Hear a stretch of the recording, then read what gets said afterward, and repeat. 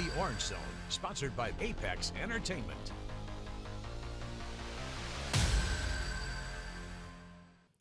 Hi, everybody. Welcome into the Orange Zone podcast. We have Rachel Culver. I'm Samatha Croston, and a really special guest who's joining us today. We are honored to welcome one of the most respected voices in sports broadcasting. You might have seen him on Olympic coverage, NFL Sundays. He is also about to be the voice of the NBA for NBC Sports now. Do you ever sleep? I do, Sam. Okay. I sleep a lot, but it's okay. It's good. Just checking. It's good. Ladies and gentlemen, it is MIKE TIRICO, the pride of Syracuse. Thanks so much for being here. Samantha, Rachel, it's good to be with you both. I am sorry. I came from another appointment, was at the airport a short time ago. I left my Syracuse hat in my room at the hotel. I was just going to wear the hat and just kind of nerd out because I can never do that in front of a camera, in front of a microphone. But here I can. This is like fam. So I screwed that up, but otherwise I'm thrilled to be here. Well, I was going to say, I do feel like that's the best part about podcasting is it's very casual. You can kind of wear whatever you want. Yeah, I do not get to pull off the hoodie on a Sunday night football game or the Olympics. So this is really cool. True. Great to be with you both. You brought up kind of right off the bat kind of having to separate from Syracuse. Yeah. Probably more than you'd like, I'd have to imagine. Well, it's the one thing that I readily admit, right? And people will say, aren't you a fan of blank team? Like I grew up in Michigan, or I grew up in New York, live in Michigan for the last 26 years. Aren't you a Lions fan? I like to see them do well, but I'm not a fan because part of your job is I cannot be a fan of the Lions or the Vikings or the Packers. You're the home team announcer for both teams when you do Sunday Night Football. So over time, you just get neutered to those emotions for a team. However, I don't do a lot of college sports, and this is my school. Scott Van Pelt, who you obviously all know, everybody listening and watching knows, Scott always has a saying that everyone's from somewhere, right? Well, Syracuse is my somewhere, so this is my team, and I can best answer it this way. When you see an irrational sports fan, now I'm like, gosh, that's a little crazy. Except when it's me yelling at ACC officials in February. Like if I yell at the TV one more time, hey, does anybody call a 3-second violation anymore in college basketball? That's me. Few and far between. Irrational. So Syracuse is still my team. It's my home. It's my favorite people. It's special to me. So I proudly root for the Orange. Very cool. Feel like I have to ask off the bat because how can I not? How are you feeling? The nut allergy incident? Yeah, I had a nut allergy incident at the Kentucky Derby. I am doing fine. It takes about 24, 48 hours afterward. Thankfully, we had Syracuse backup in Ahmed Fareed, who stepped in for me. Ahmed's a Syracuse alum, and he did an amazing job. And I'm so happy for him that not only did he get his chance and crush it, but is also Syracuse fam, Newhouse alum who I work with, who did a great job. Yeah, I just ate something that I'm not exactly sure what that set off my nut allergy that I've had my whole life. And you have a reaction, and it's not a reaction you can go on TV with. So, but fortunately, everybody looked after me. I'm doing great. And I didn't know that May is National Food Allergy Awareness Month. So here I am, the poster anchor, if you will, for Food Allergy Awareness Month. So if people in your life have food allergy, respect them. Stats, right? We're stats people. Yep, totally. 1 of every 10 Americans has some sort of a food allergy. There you go. Right? Doesn't have to be nuts. It could be, dairy, whatever. So there you go. Yeah, honestly, the reason that I actually brought it up was because I was interested in Ahmed Fareed, and I was curious, what was the turnaround time like that? So I did the 3rd segment of the show. Ahmed hosted the first couple of hours on USA Network on cable. And honestly, he hosts more horse racing than I do. He hosts a lot of the shows that the Florida Derby, the Santa Anita Derby, races leading up to, and he hosts the Breeders' Cup. So he does most of our horse racing stuff. So I was switching out with him after the first 2.5 hours of the show. And I told him, I said, hey, I'm not feeling great. And he went off to his reporting slot that he normally has during the Derby, and then he does the presentation and a lot of the big stuff out on the track and around the grounds. And about 3 segments in, I said to our producer, Lindsay Shanzer, I said, hey, Linz, you better get Ahmed. I'm not feeling well. And he came up and hopped in and did the rest of the show, and he was awesome. So he had very little notice, and he crushed it. That's a hard show to do. When you haven't been involved in all the nuanced stuff for 5 hours of TV, and he was great. So I was really happy that he had the chance. I don't want to feel that way again to see him have that chance, but I'm I knew he could do it, and I'm glad he did it. So Was there like inside the booth? Was there a little bit of frustration that journalism didn't pull it off at the end? I think it's not the first time journalism has come in second in 2025, but journalism came in second in 2025. I think journalism and publisher as like hey, here's a great exacta in the race that was used by every journalist as a joke. So often it became like a bad dad joke. It's like, okay, we got you. It's really funny, but you had to play along with it. It was cool, and that's the great thing about the Derby. People handicap horses. They look at speed figures. They look at the analytics of horse racing. But sometimes it'll just be the names and the numbers, and they end up finding the winners. So it would have been nice for journalism, but I still believe in journalism, and journalism will have its day. How about that? Love that. Very cool. For anyone who doesn't know, although I'm sure many of you do, Mike Tirico got his start here on James Street, WTVH CBS 5, before they were combined the way they are now. Right. Just down the hill from our current studios, correct? I mean, 4 buildings, separated by 4 buildings in one street. Unbelievable. Yeah. So at that time, we were the CBS station down the other end of James Street, the other block, and this is the NBC station, as they still are. But we were competitors, right? So the good news was that we knew each other and got along very well. So all the anchors, the sports anchors at the time at Channel 3 were Roger Springfield and Steve Schnall, people who were around Syracuse for a long time might remember those names. They were friends and remained friends for a very long time. And we all got along. It was a small media market. We all knew each other, got along.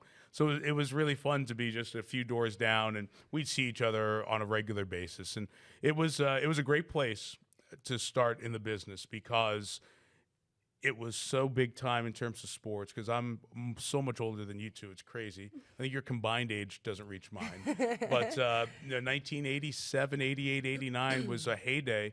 Syracuse football undefeated, an 11-0-1 season, tie Auburn in the Sugar Bowl. Syracuse basketball to the Final Four in New Orleans in 1987. The second of those every decade getting to the Final Four runs for Syracuse basketball. Derek Coleman, Ronnie Cycli, Sherman Douglas, Stevie Thompson, names younger people only read and heard about, but for a lot of the listeners who, are Syracuse fans around the country, either grew up with or attracted them to come to Syracuse watching those great teams. As a matter of fact, quick story. I found out that I got my job on TV. I was a junior in college still at Syracuse, finishing up my junior year. I found out that I got this job at Channel 5 when we got off the train in New Orleans for the Final Four. We were still in school, so we had to find a way to get down there that was least expensive. We flew an airline that no longer exists, People's Express Airlines. It was way before your time. From Newark to Houston, and took a train from Houston to New Orleans to get to the Final Four. And it was at a payphone in New Orleans that I found out that I was going to get a 4 to 6 week tryout as the weekend guy at Channel 5. And so Syracuse loses the championship game on Monday night. That Friday is my first day on the air, and that Saturday is my first day as an anchor at Channel 5 38 years ago in April of 1987. So busy week. Yeah. I mean, that is unbelievable. And obviously, we see how much you love Syracuse now. But what made you decide to stay here then? It was a job. I mean, I had a job. Like, as we talk, this weekend is commencement on campus on the Hill. And my senior year, I was working in the market doing the weekend sportscast at Channel 5 and then a reporter 3 days a week. On graduation day, we had commencement. I went to brunch with my mom, my family, and then I went and did the 6 and 11 that night. So the VO on commencement before the sportscast was my commencement ceremony, and our commencement ceremony, class of '88. So I really I didn't wait an hour to have a job. I went and cranked out, some meaningless, Mets Padres highlights on the 11 after walking in a cap and gown at 12 hours before at 11 a.m. So I had a job. I had a great job because this market was so good. We were the home for the coaches shows for Coach Boeheim and Coach Mack. So, I mean, I had, at 21, this amazing job that was just so fascinating and fun. The market was good. you had the chance to do some play-by-play with cable and doing high school sports and Syracuse sports on tape delay. So why leave at that point? It was such a good spot. Do you have a favorite story that you remember doing during your time here in this role? Oh, it was anchoring from New Orleans when Syracuse, well, two times, anchoring from New Orleans when Syracuse made the Sugar Bowl was so darn cool. I was only 8 months into the job, and we're doing sportscast from Bourbon Street with thousands of people and all Syracuse fans. We're in hotel lobbies, moved our entire newscast on the road to New Orleans for the Sugar Bowl. That was crazy. And the station had just done that for the Final Four before that in March. So it was an awesome experience to be 21 and anchoring there. And then, so Syracuse beat Penn State. That was the seminal regular season game moment of that undefeated season of 1987. There were two. One was beating Penn State on CBS, on national TV. It was the last time Penn State came to the Dome to play because that rivalry was ending as they were going to the Big Ten. And Syracuse scored on the first play of the game, blew out Penn State. I anchored the sportscast that night, which is on either side of the broadcast of the game. So it was really a special post-game sports show, and then the afterwards of the newscast. I anchored from the roof of Lawrenson, the tall dorm for the people who don't know on campus, 20 floors that overlooks the Dome. And so that was like so much fun. I was still a student. There I am on the roof of Lawrenson, anchoring the sportscast as Syracuse beat Penn State, for the first time in a long time. So those were the two that just kind of stick out for me as memorable parts of that job at that time, for sure. The live sportscasts, I feel like, are the best. That's where the best stories come from. Yeah, and they're fun. They're fun too, right? Because if you're in a place like New Orleans or someplace outside the Dome, not on a roof, you've got that uncontrolled environment behind you. You're still trying to deliver the sports. It's that enthusiasm and energy. You're trying to get the highlights where you can't really see a monitor the way you are back in the station. All that stuff's fun.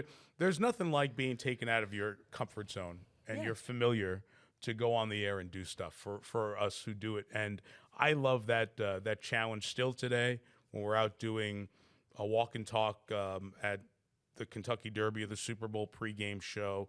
Those kind of things are fun.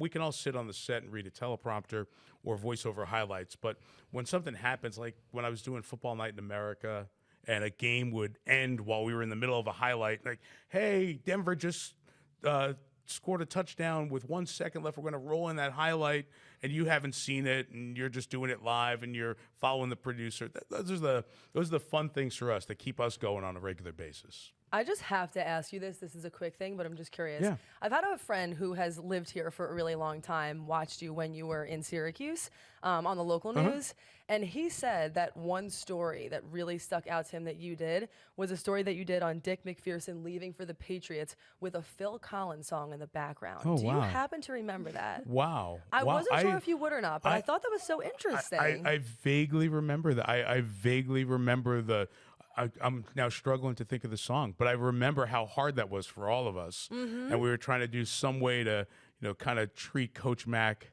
in a special way. It's good to see what resonates with folks. Yeah. I'll tell you one thing that happened that changed my career trajectory and my love of football was being around Coach Mack and that staff. Since we did his coach's show, he was great with us. He was great with Roger Springfield at Channel 3 at the time and Doug Logan, who was the sportscaster at Channel 9. Doug was the voice of the Orange, the job that Matt Park does so well now. So we all had a good relationship. Coach Mack was that kind of guy. And Coach let us in a lot more than most coaches did. And I remember going to him and saying, Coach, there's a show at CBS, I think still does, called 48 Hours. So we wanted to do 48 hours with Syracuse football before they played Boston College. And Coach let us into some meetings, let us into practice, let us into places that we couldn't be before that. And I got to know so many great coaches who were here at that time. Norm Gerber, George DeLeon, Ivan Fierce, Randy Edsel.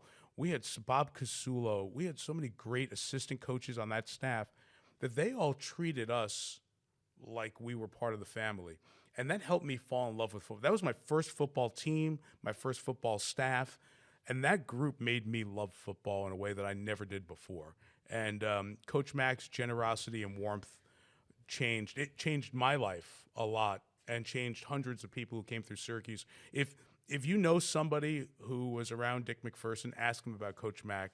What he did for this program gave Syracuse a chance to be on a platform where football came back to for the first time since the Ernie Davis, Floyd Little, Larry Zonka days of the 50s and 60s and all of that.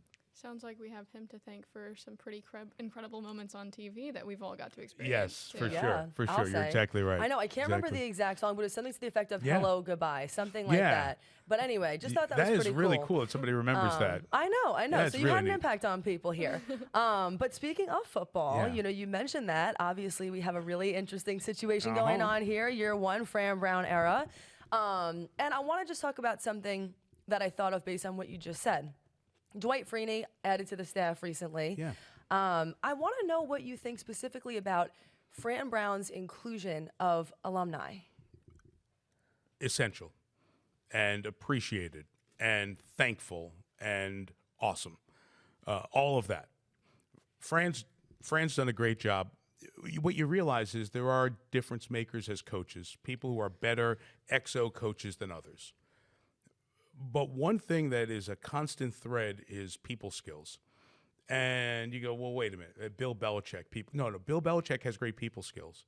Bill Belichick knows how to get the best out of players, and he knew how to motivate the right guys. You think Tom Brady wasn't impacted in a positive way by how Bill Belichick coached him, leaned on him, got the best out of him?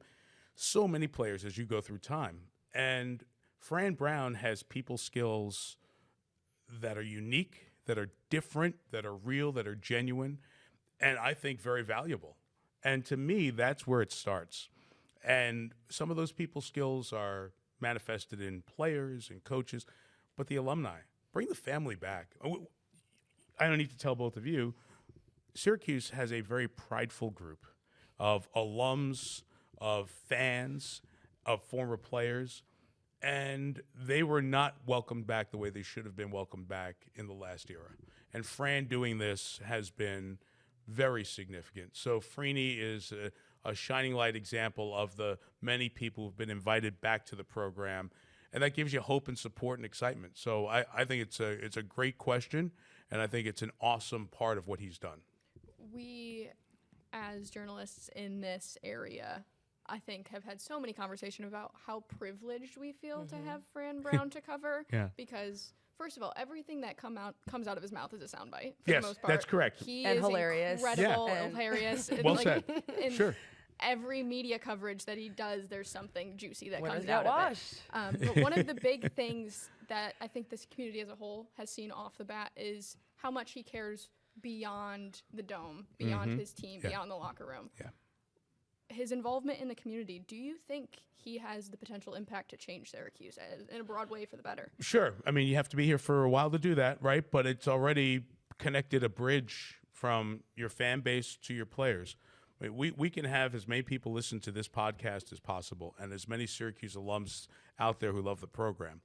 But many of them who are not here do not have the physical ability to come in the dome and make noise. Don't have the ability to be here on a week in, week out basis and create an atmosphere, create a difficult place to play. That is part of that community build, but it also speaks to I think, an even different plane. So, and we can talk about NIL as much as you guys want, right? But NIL is the driving force. There are still the majority of players out there who are never going to see a professional football organization, arena, UFL, whatever, let alone the NFL. They want to come to a school, get a degree, make a difference in the world, be a part of an exciting team. That's great. That's great. Guess what? If you are around some place where there's a community feel to it, you're going to turn out better people. That word and that legacy gets out. And then that next group, they have parents. And those parents are going to say, hey, you know what? My son, or what Felicia Leggett-Jack is doing with the women's basketball team, my daughter, they will be better people if they go through this experience with this coach for the next 2, 3, 4 years. That makes a difference. So that community thing is real, and I think can manifest itself over time in building a program. That's why I love where they're going. I love what they're doing, and I love that they keep doubling down on that. So yes, that community outreach has many, many different connectors to it, and those are some of them. So I think it's a great point to bring up how important that is right now for this program. Yeah. Got to ask one more football question. 10-win season. Yeah. Do you feel like that success can be repeated with a tougher schedule? It's really hard to do 10 wins with that schedule this year. But can you? Of course you can. Now, the difference becomes we have no idea how the pieces fit together when you have all this transfer portal stuff, which, by the way, I understand the ability to transfer and all that stuff. It's great. I think a student athlete should get one transfer. If you need a second, there should be a board that decides the reasoning behind. Could be a coaching change, could be family medical. So I'm not trying to say you only have one and then you're stuck for the rest of your career. I think one transfer is somewhat reasonable, and have folks decide if there's a second. But I'd also like to see some sort of a buyout. So, no, coaches can move, but there's a buyout, right? Coach Fran leaves, other coaches leave different places. There's a buyout. You've got to get them out of their contract. Well, I'd like to see, okay, if this player X is at Syracuse and then Penn State wants to come get Trevor Pena, right? Well, there should be a buyout where, okay, you can leave, but the other school's got to pay up. Because that would then limit this ridiculous movement for the best players, because we're only talking about a smaller percentage of the players. So I'd love to see that play out as time goes on. I think with all the transfer portal movement, it's harder to get a sense of what's a team going to look like. Because teams have gone through spring football. Syracuse went through spring football, and guess what? Now there's a guy coming in from Notre Dame, Steve Angeli, who might be the quarterback or will compete for the job, right? So we have no idea. He could have a Kyle McCord year. So you don't know more than ever before. But the schedule is infinitely harder than last year's schedule, and there will be challenges that Syracuse didn't face last year.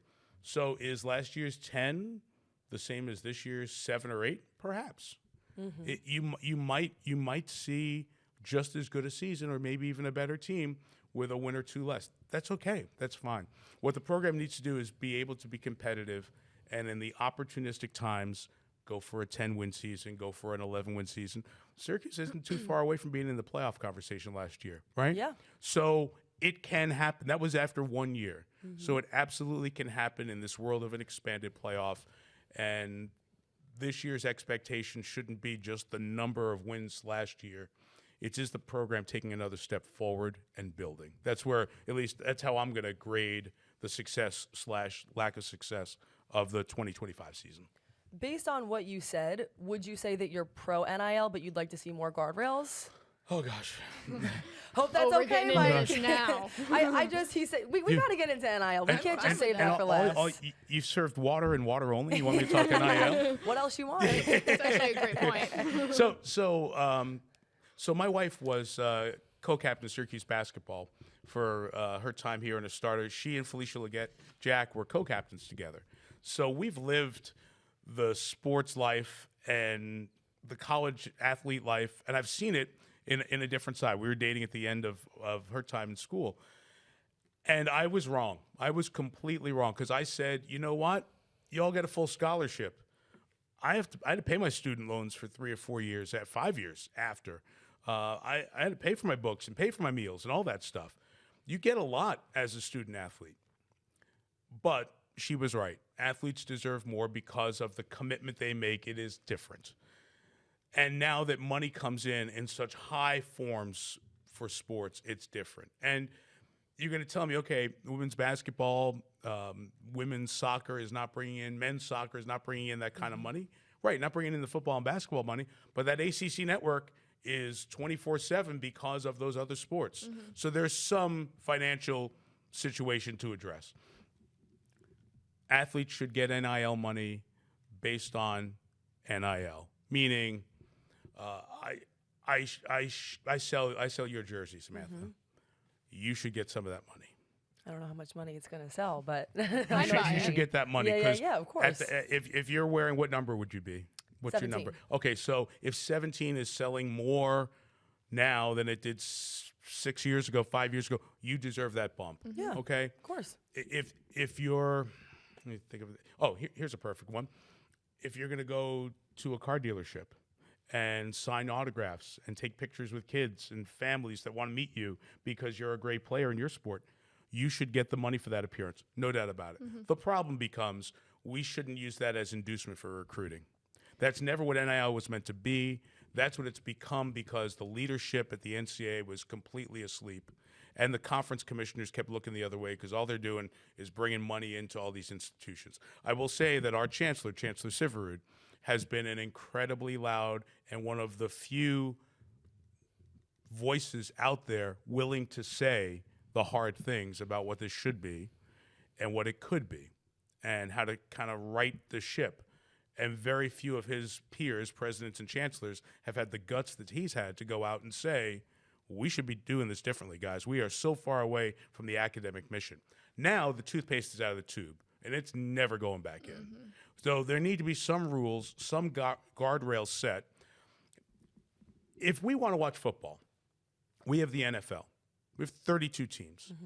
College football is different because college football is this story of a kid who wasn't all that great and he became great, or he was the high school hotshot recruit and he became a great player. College football has a uniqueness that the NFL doesn't.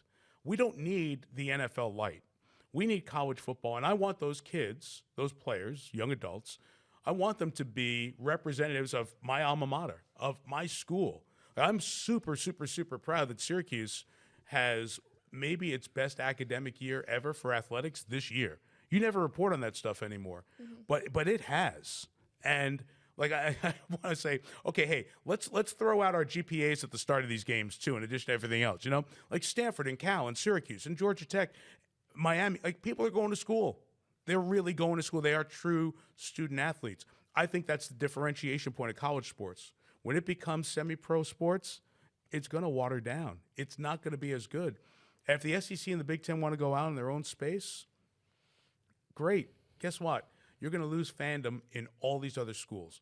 The Big 12, the Big East, the ACC, those 40 some odd schools, if you guys are going to go off on your own, nobody's going to care about your games. You think anybody in ACC country is going to give a damn about Missouri playing Vandy? Absolutely not. But when we're all in the same boat where, hey, if Missouri's having a great year and they lose, that might open a door for Syracuse to get in the playoff because they may have a better ranking. That's the beauty of the national college sports scene. And we are just taking a sledgehammer to that. And nobody has the you-know-what to step up and say, we have to stop this because we're ruining what we do. That's a ridiculously long-winded answer. No, I like it. With only water in front of me. of saying That's my fault. Of saying this is unsustainable and it's not good for the brand of college sports as a whole. And hopefully we can do something to get it right-sized before it's too late. Can we talk about NIL a little bit more in the scheme of basketball? Yeah, we sure, touched yeah. on about football, but like I thought this March Madness was incredibly interesting where a lot of those SEC teams that you thought were going to, I mean, the SEC was like kind of an NBA league this year, the way they were playing each other. Right. Do you think it becomes more top heavy as to who's advancing further in the tournament? Oh, yeah. And football's going to follow the same suit. And you know what? This is not bitterness. The SEC played the game and won. And the SEC took their football success, passion, their ability to raise funds through football differently and value at a different level than the other leagues, and they took that money and put it into basketball. And they hired coaches. They gave more support to their programs, everything that's part of their basketball world, and they made basketball better. They had a group that studied how do we make our basketball better as a league, and they did, and they won. So full credit to them. They are playing by the rules in place. They didn't do anything wrong. I just think that it creates an imbalance. And here's the next imbalance. The Big East schools don't have the same revenue stream. However, they can probably spend more than ACC schools or Big 12 schools that need to share the money between football and basketball. So again, the world is defined by unevenness, right? Yep. That's what's happened to America. We've lost the middle class in so many places. The same thing is happening in college sports. The problem is it becomes a diminished entertainment value or an entertainment value that is of similar ilk to the NBA or the NFL, and we already have that at its best. I always point to soccer. The MLS is a really good league. but you have access to the Premier League and Serie A and all the best in the Bundesliga and all the best leagues in the world. And the MLS is not one of those. So it's really the American fan is exposed in their TV to the best of the best, and then they get here what even an MLS lover would tell you is the 4th, 5th, or 6th best league in the world. So do you continue to pay for something that's not the best? In some cases, yes, but in many cases, no. And that's what's going to happen with college athletics, to me, if it becomes semi-pro sports. So yeah, bravo to the SEC, and that we're going to see more SEC Big Ten dominance in the Final Four, and with Big East teams, I think, who can spend more than ACC teams in that mix as well. If the right guardrails are not put in place, you mentioned a couple of your worries, but what's your biggest concern? That college sports is no longer what it is now, or what it was. I mean, college sports was great in so many communities. Think of this community without the Dome. Think of this community without all the Syracuse events. Economically, financially, think of what it does for universities. I have always been fond of saying that college athletics is the front porch to a university. We've got a lot of brilliant, I mean, full disclosure, I'm proudly a trustee at Syracuse University. So I say these things not as a board member, but as a sportscaster and a fan. We have some amazing research that happens on campus and some brilliant professors who are global experts in some of the things they do. No matter what they do, it does not get the attention that Syracuse football does when they knock off a top 10 team. That attracts millions of viewers. Syracuse, Tennessee on that opening weekend in Atlanta will attract millions of viewers.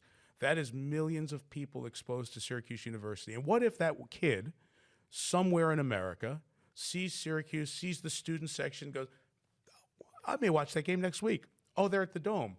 Wow, doesn't that look like a fun place to spend 4 years of my life as a student? Look at those students having a great time. Somebody puts on the North Carolina game on Halloween up here in the Dome, right? It's on Halloween on Friday night. You think if you're not a kid and you don't see everybody in those costumes on a Friday night, loving the football game, having the greatest time, and then for darn sure having a great college Friday night on Halloween, you don't think you go, I'd love to go to school there. Yeah. I'd love for that to be my life at some point. College athletics has that reach that no academic program does. And if we lose that, then I think many, many schools around the country don't have the same front door policy that we do right now. Lawrence Moten comes on our podcast during the basketball season, one of the premier names in all of SU sports ever. He's shared with us that that's kind of how he came to decide here. It was because of all the players that played before him in the stage that Syracuse was put on because of that. So I think that's an interesting point. The West Coast kids from the 80s and 90s, Stevie Thompson, Mike Hopkins, who then was the coach in waiting, then went out to University of Washington, was coaching. Hop talked all the time about being a Southern California kid, coming home in the afternoon, 3:30, 4 o'clock West Coast time, 7 o'clock East Coast time, and watching Syracuse Big East Big Monday from the Dome with 30,000 people on a Monday night in this snowy place going, why would a Southern California kid want to go across the country for that? Because it was the coolest dang thing he'd ever seen, and Mike became one of the essentials of this program to define it. So it does have that power. I totally agree with that. I think, you know, what's interesting to me thinking about the concerns here is, like you said, with these transfers, how do you know exactly who's going to blend and mesh well together? And I wonder if you have thoughts on that, just about how the transfer portal and that inevitable, you know, slew of people who are going to all these different places, slew of athletes who are transferring. Like, do you think that that impacts the culture and the way that teams are able to mesh at all? For sure. And the other thing that impacts the culture is money, right? Well, that too. Right. You're making X, you're making X minus 20%, right? I'm making X minus 50%. And you go, okay, but we're all in it together, gang. Come on. We're all a big family. Now, that happens in the pros. It's different when you handle the maturity level of an 18 through 21-year-old who has those resources for the first time. And as people knock on their door saying, hey, and they have an agent, and they have all that stuff to manage in addition with going to class and the regular things that you go through ages 18 through 21 or 22. So, yes, it's different. It's very different. And the construct of support staff and coaching changes that as well. You know, there's a general manager for these programs now, right? I mean, it used to be recruiting coordinator was a big deal. Now it's the general manager to see, okay, in the transfer portal, where do I have a weak side wing shooter who can balance the floor because I've got two guys who can play pick and roll on the strong side of the floor, right? That's how you have to put a team together. And now you're scouring for, hey, maybe there's a shooter who's playing in the Big West who's a really good shooter, but he doesn't have pick and roll guys to play with where he can be a standstill spacer in the corner. Like, that's so different from, let me recruit a point guard and a backup point guard who come junior, senior year is going to be a contributor. Then maybe our starting senior point guard just gets the job done for us. So the whole construct of college rostering has changed. I don't think for the better, because I think it would be nice to build team more. And to me, that's the challenge for not just Fran and Red and Felicia, but all the other coaches too in the other sports, just to try to keep people together. Because, look, I hate to say your generation, but your generation, since you guys are younger than us, right? And it's seeped up to our generation. Immediate satisfaction. I look at my phone, I can get an answer to any question, right? We used to have to look it up in encyclopedias, wait for a teacher to tell us so we can learn it and read our notes. Now you just, you ask ChatGPT. I knew you were going to say that. And you get the answer, right? Yeah. So it's different. It's not that it's wrong. It's just different. And we just have to adjust societally, just like these coaches do. And I don't envy them, but I love the people we have at Syracuse who are trying to do that and make that happen. Yeah, no, I definitely agree with that. I think it is a good segue. You talk about ChatGPT, just the future of sports broadcasting. I think it's so weird that you bring that up, because I was thinking the other day, I'll be honest, I'm not a big ChatGPT user, but I cannot believe how much ChatGPT is able to do. In my head, I genuinely was thinking, is there going to be a need for writers in 5 to 10 years? Like, how many jobs is this thing going to take? I know you're not here to talk about AI, but I really did have that thought. Let's fearmonger for a little bit. Well, I'm glad I'm my age, not your age, because hopefully I can outrun it, right? And you guys will see definitely. the I heart think you're of it. in better position too. It's a great question. I think it's a question every, not just job, but every phase of society is dealing with. And I was just listening to NPR yesterday, and there was a story about this device you can have that will listen to you nonstop and summarize your day. Good. That's not creepy. Exactly, right? It'll produce a transcript. It'll summarize your day. It'll create a to-do list. So, while there are efficiencies, there's also the question of what's the big impact on humanity. So how does it come down to our scale? Like, can some AI bot call a game while they're watching it? Because the players in the NFL have chips in their helmets and shoulder pads, right? That bot might never make a mistake, or that ChatGPT usage may never make a mistake, and may be able to say, here's Kyle McCord, he's back to pass. He throws a 37-yard pass in the air. Now, can they do it as quickly as we do? Right? Or do they need a second to process it?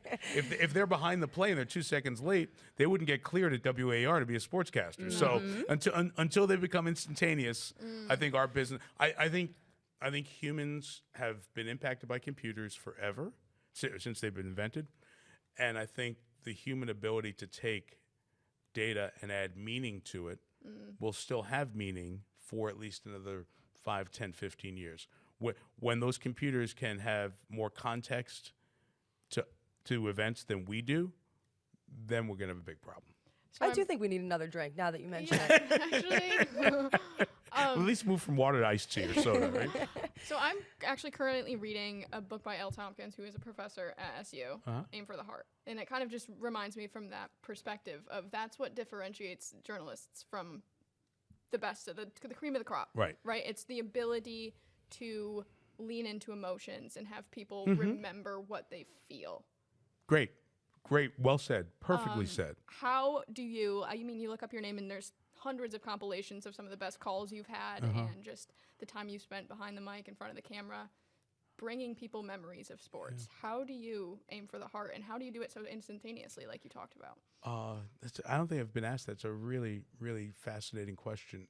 So I try to get into the game as much as possible. I don't root. We talked about this before we started. I don't really have favorite teams necessarily, but I try to understand that both teams are their fan bases are passionately watching, and try to understand that this is their choice of how to spend their free time. Fans watching our games, and just to be involved in it. And it is gratifying. And you never do it with this intent. When years later you'll be in an airport in LAX, I think 5 months ago, and somebody said, "Hey, I'm from Portland. I'll never forget. I can do word for word your call of Damian Lillard's game-winning shot for the Blazers to win a playoff series over Houston." I'm like, dude, I can't do that right now. Like, I don't remember what I said, right? Yep. But it just reminds you that connection with the fans. And without the people who are listening to this pod, your Mets pod, though, without them, we don't have a job. So I always try to remember that there is that part of the human connection. And then the other part, which I love the most, is storytelling. One thing we pride ourselves at NBC with, and it predates me significantly, is try to tell people stories. People's stories are the ones that last, the ones that resonate with the viewers. If you've got a decision to make, am I going to tell you about how their offensive line coach has worked really hard to get their steps right so that this line is in unison? Or am I going to tell you about the fact that he's from Australia and somebody took him under his wing and has helped translate the football language to something he can understand, and that's why he's become a great player? We'll tell both stories, but you have to know when to tell which one and to tell both types of stories, because that gets everybody to care, and the stories of people usually are better than the stories of strategy or the stories of personnel. And those things, to me, are where we as journalists make those decisions, and hopefully we know this is the right way to connect with this audience at this time. I think that's really well said. You mentioned the Mets podcast. I have to come back around to that. You guys weren't here for this earlier, but off the mic. Bravo to you guys. Thank you. You and Ashley, it's cool. Appreciate that. So cool. Off the mic, Mike Tirico was saying, I had to ask if he was a Mets fan because you grew up in you were born in New York. I grew up in Queens. I grew up going to Mets games. I mean, like couple hundred games. Shea Stadium, the old City Field, the building before City Field, was truly 5 miles from the house that I grew up in. So I would get on the bus or subway and go. My grandfather worked there as a security guard, so I would go to a ton of games. So I grew up a Mets fan. I irrationally could not watch the last out of the Mets winning the World Series over the Red Sox. I could not. I was here on campus. I was living on Harrison Street with my roommates. Could not. Oh no, we were in Watson. It was sophomore year. We were in Watson. Could not watch that with everybody. I had to watch the last out by myself because I was completely irrational. Yeah. So I really am a Mets fan growing up. My dog was named Shay. So oh my God, I love that. That's amazing. Amazing. Yeah, that kind of fan. But I've outgrown it. Yeah, well, that's what you said, and that's why I had to ask about it. So how do you outgrow that fandom, especially when you had to watch by yourself? Well, I mean, it was so pathetic in the 70s and early 80s that I promised if they won once in my lifetime, I'd move on. They won once, I moved on. You're out. The Rangers were the same thing in hockey. You know, they had gone so many years, 5 decades plus without winning the Stanley Cup since 1940. In 1994, they won the Stanley Cup.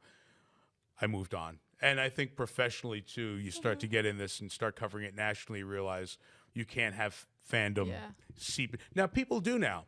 You know, and it bothers me. I don't like watching SportsCenter or other shows on ESPN where the anchors are talking about who they're fans of. Like, who cares? I don't care. I would much rather know the 20 seconds about something related to that team that I don't know as opposed to your fandom.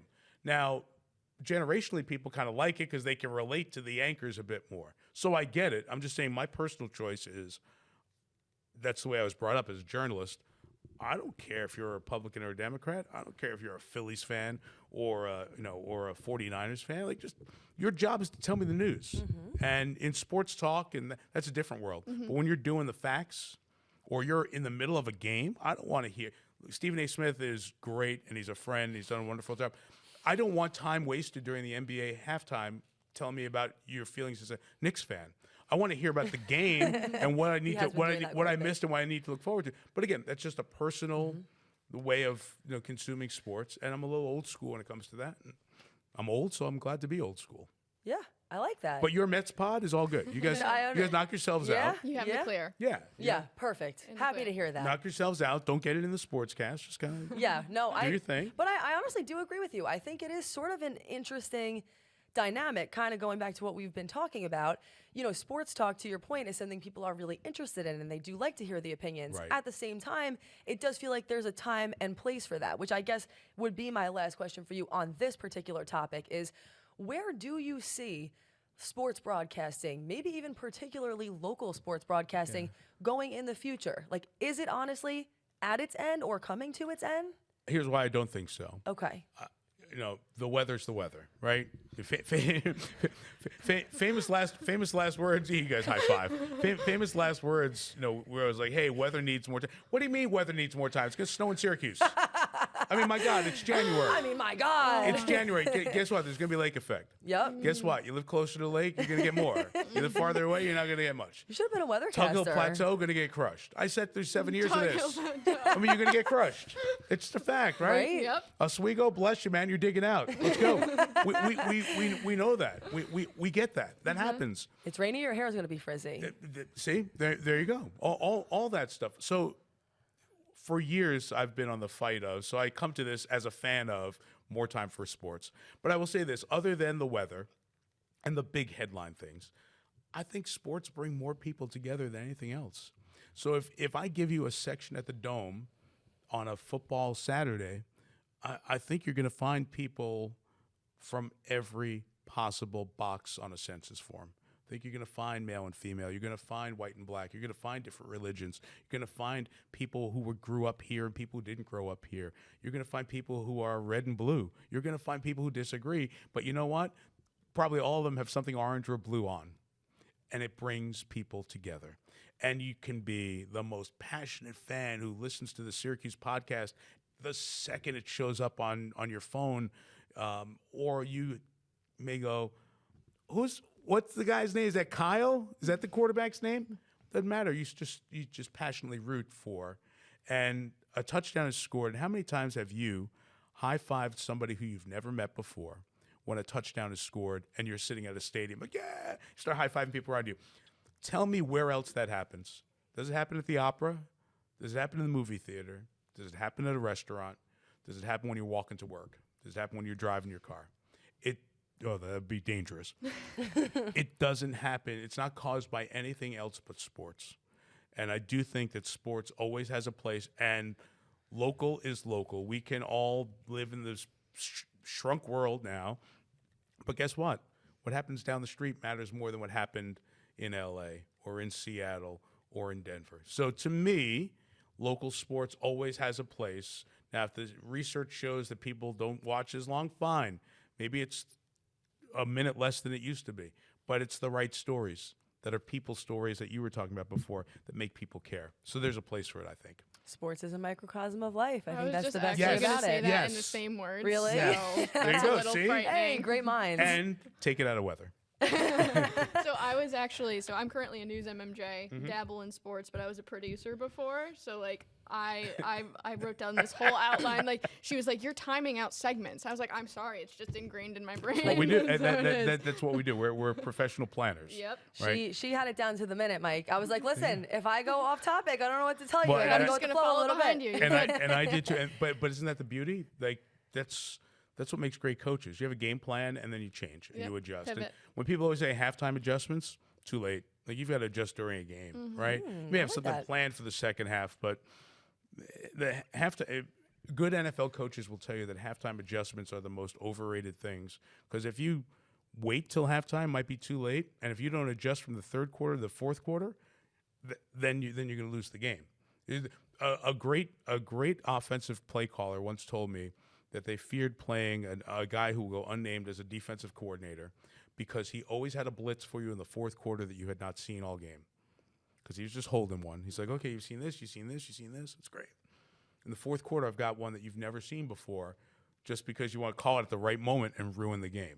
So that whole adjust thing, it's a constant in sports. It's a constant in life. Yep. Have a plan and work off it. Yeah, I Have a totally plan agree. and then burn it. That's exactly right. You're exactly right. Okay, we have a couple rapid fire Okay, questions for you yes. to end, and then we're gonna let Yeah, you go yeah. and get on with your Promise. busy day. Okay, I'll start. Then you. To start, is there a spot to eat in Syracuse that you have to stop at when you're here? Varsity, no doubt. Wings, if there aren't too many people, because if they call your name to get wings, it's embarrassing. But you know, I mean, yeah, come on, you're in your 50s, you're still getting chicken wings, but I need a varsity slice every time I'm on the hill. Is that part of it nostalgia too? Or A thousand, okay. 1,000%, no doubt. Next question. Is there a memorable sports call that you've heard that has resided with you through your career? Yes. Over the years, there are several. Al Michaels, Do You Believe in Miracles, 1980 U.S. hockey team.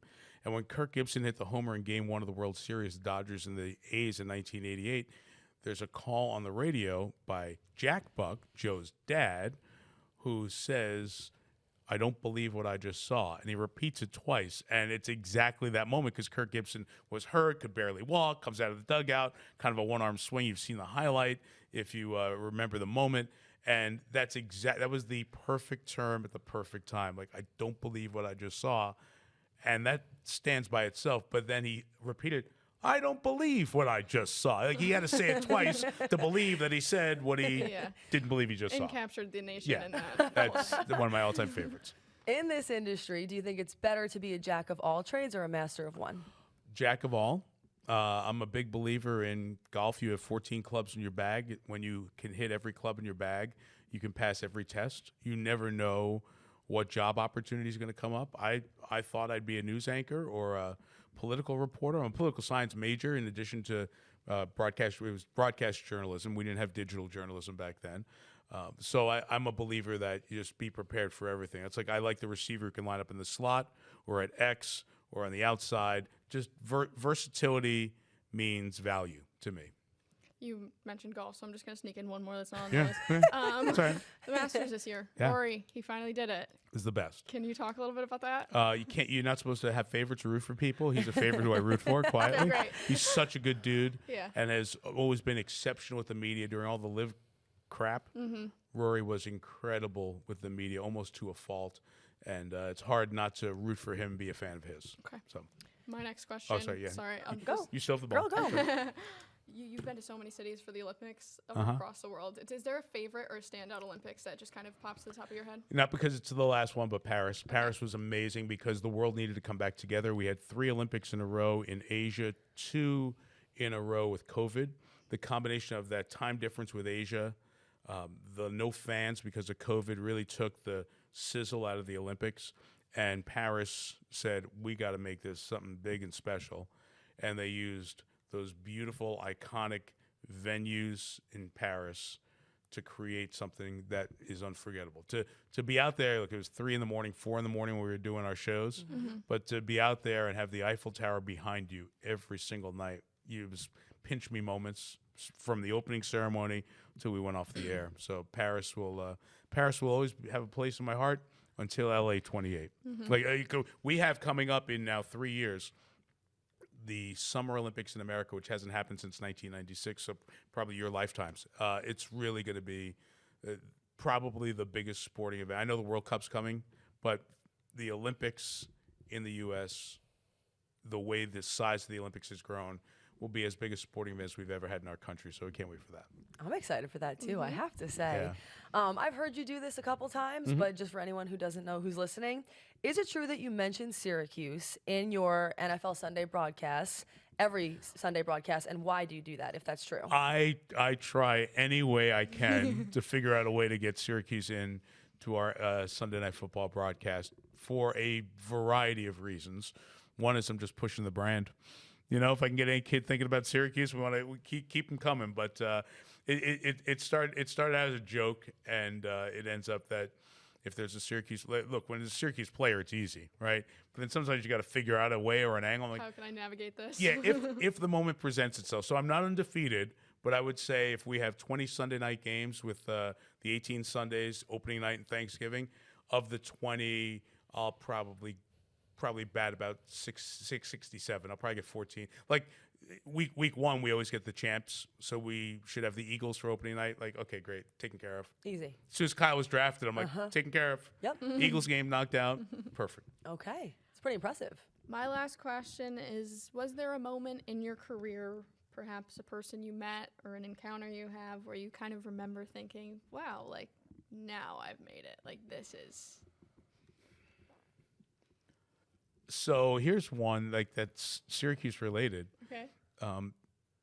You've both experienced or watched press conferences with Coach Boeheim after a game when he was coaching. They weren't always the easiest things for the media members. And there was one after a loss that Coach Boeheim used my name. And I was just like at the end of being a student and starting to be a professional. And like, nah, you know, we didn't do this, you know. But Mike, I'm like, what? That was like, wait a minute. Like, he knows who I am. This is great. And I say it now laughingly. Coach and Julie and the boys and Sissy, their daughter, they're all friends. Like, I love that family. And what Coach Boeheim, I talked so much about Coach Mack before, Coach Boeheim did for Syracuse. There's no person who's done more, whose work has done more to put Syracuse nationally on the map than Jim Boeheim. When you think about Syracuse University and sports and all that, but that basketball team has been the calling card for people, for this city. People know nothing else about anything else. The Dome and everything else. That's Coach Boeheim's style. It's his coaching. It's his work. It's his undying love for the place. It's the guy who came from Lyons, New York, and never left, right? Yeah. So Jim he's like one of a kind. And that, to be in that press conference setting and Coach recognized me by name in the late 80s, like 88 or 89, I'm like, oh my God, that's pretty cool. I loved the impression. A moment for the Jim Boeheim impression. And the great thing is, he never got mad at me for a question in a press conference. Yeah, that was my goal, like to survive those years. And he got mad at me plenty times after that when I was doing a game. He could have been nicer to us. Yeah. You know, this is the whole Boeheim thing. So Yeah, of course. My last question would be, did you ever think that you would make it to the point that you're at now? And do you ever have moments even still now, years into this, where you look around and are just shocked by how far your influence has gone? 1,000%. I'm shocked every day. I don't think of myself that way at all. I'm like, God. In the back of my head, my voice is saying, shut up. Nobody cares. Nobody cares what you think. I stopped dreaming about what I want to do professionally when I hit my dream job in my mid-20s, you know, doing national sports at ESPN. The dream just kept getting better than what I had hoped I would do. And I pinch myself every day that I'm still doing this. Like, I can't believe I do the Olympics and Sunday Night Football and all this other stuff. I can't believe people care that I had a nut allergy and wasn't on TV. Like, who the hell cares? Like, There are a lot of articles about that. Yeah, but by the way, let's just point out, in truly being humble, it was the most watched Kentucky Derby since like 1999, so nobody gave a damn. Like, you know, people don't watch an event because of a sportscaster, but our responsibility, at least I feel, is we can make it a more enjoyable experience for you. If we've prepared, if we don't take ourselves too seriously, if we ask the expert next to us, why is this happening? If it sounds like two people watching a game, that's why I hope that things sound like on Sunday night when Chris Collinsworth is next to me and Melissa Stark's on the sideline. I hope that, like, you're listening to the three of us talk the way we do at dinner on Friday night and the way we do on the van on the way over on Sunday afternoons. So for me, like, I still can't believe that I'm doing all this. I'm blessed to do something I love, blessed to do it on some great events, and really thankful that, and I mean this sincerely, that Syracuse University and this city gave me a foundation to go out and not screw it up too much. I'm really lucky and blessed, and forever thankful. And when I come back to Syracuse, even though I'm from New York City and I've lived in Michigan for 26 years, this feels like home. And that's because of the people. The people will say, hey, welcome back. I remember watching you. Thanks for being here. go orange. We live in Michigan, in Ann Arbor, Michigan. So people will say, if they see you, hey, go blue. I'm like, no, go orange. I'm sorry. Yeah. So I never thought I'd be here, and I'm humbled by it, honored by it, and hopefully every day try to get a little bit better at my job so we can serve the viewers, because we serve the viewers and listeners on a daily basis. We're not in this to make our mark in the industry. We're here to hopefully be the conduit from athletes and coaches and sports to you as fans, because we get paid to go find out this stuff and share it with you, and hopefully we can do that. Well, you certainly have accomplished quite a bit, and I still believe that the best is yet to come for you. So, Mike Tirico, thank you so much for joining us. You Really guys are appreciate it. awesome. Thanks. Congratulations. Keep crushing the pod, and keep the Syracuse love out there, and we'll keep passing on the word to all the Orange fam out there that it's a good place to hang and talk Q sports. Thank you both so much. Good luck. All Thank right, you. Rachel Culver, I'm Samantha Croston. You know who that is. We will see you guys back here when the next big thing happens.